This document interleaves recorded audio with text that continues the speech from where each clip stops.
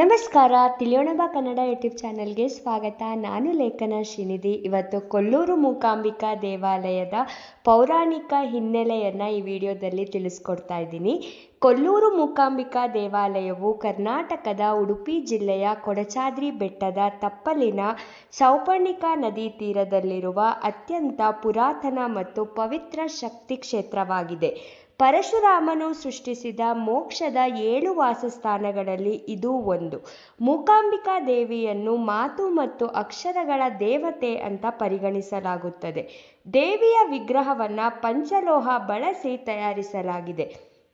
ಆದಿಶಂಕರಾಚಾರ್ಯರಿಂದ ಮೂಲ ವಿಗ್ರಹ ಮತ್ತು ಶ್ರೀಚಕ್ರ ಪ್ರತಿಷ್ಠಾಪಿಸಲ್ಪಟ್ಟಿದೆ. ಒಮ್ಮೆ ಪಾರ್ವತಾ ತಾಯಿ ಶಂಕರಾಚಾರ್ಯರಿಗೆ ಪಂದ್ಯದಲ್ಲಿ ಸೋತು ಹಿಂಬಾಲಿಸ್ತಾ ಇರ್ತಾಳೆ. ಶಂಕರಾಚಾರ್ಯರು ಹಿಂದೆ ತಿರುಗಿ ನೋಡಿದ್ದಕ್ಕಾಗಿ ದೇವಿಯು ಕೊಲ್ಲೂರಿನಲ್ಲಿ ನೆಲೆ ನಿಲ್ತಾಳೆ ಅನ್ನೋಂತಹ ನಂಬಿಕೆ ಇದೆ. ಹಾಗಾದರೆ ಕೊಲ್ಲೂರು ಮೂಕಾಂಬಿಕೆಗೆ ಮೂಕಾಂಬಿಕೆ ಅಂತ ಯಾಕೆ ಹೆಸರು ಬಂತು ಅಂತ ತಿಳಿಸ್ಕೊಡೋದಾದರೆ, ಕೌಮಾಸುರ ಅನ್ನುವಂತಹ ಒಬ್ಬ ರಾಕ್ಷಸ ಇರ್ತಾನೆ. ಕೌಮಾಸುರ ಕೆಲವು ಶಕ್ತಿಗಳನ್ನು ಪಡೆಯಲು ತೀವ್ರ ತಪಸ್ಸನ್ನು ಮಾಡ್ತಾನೆ.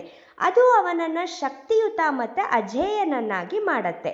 ಆದರೆ ಪಾರ್ವತಿ ದೇವಿಯು ಅವನ ದುಷ್ಟ ಉದ್ದೇಶಗಳನ್ನು ಗ್ರಹಿಸಿ ಆತನಿಗೆ ಮಾತು ಬರದಂತೆ ಮಾಡ್ತಾಳೆ.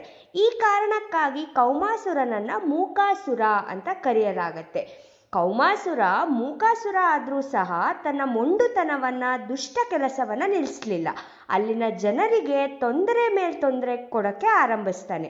ಇದನ್ನು ಸಹಿಸಲಾರದೆ ತಾಯಿ ಪಾರ್ವತಿ ಶಕ್ತಿಯುತ ರೂಪವನ್ನು ಪಡ್ಕೊಂಡು ಅವನನ್ನು ಸಂಹಾರ ಮಾಡ್ತಾಳೆ. ಅವನನ್ನು ಕೊಂದ ನಂತರ ಪಾರ್ವತಿಯನ್ನು ಮೂಕಾಂಬಿಕೆ ಅಂತ ಹೇಳಿ ಕರೆಯಲಾಗುತ್ತೆ. ಕೊಲ್ಲೂರಿನಲ್ಲಿರುವ ದೇವಿಯನ್ನು ದೇವಿ ಮೂಕಾಂಬಿಕೆ ಅಂತ ಕರಿತೀವಿ. ನವರಾತ್ರಿ ಸಂದರ್ಭದಲ್ಲಿ ವಿಶೇಷ ಪೂಜೆ ಕೊಲ್ಲೂರು ಮೂಕಾಂಬಿಕಾ ದೇವಾಲಯದಲ್ಲಿ ಆಗತ್ತೆ.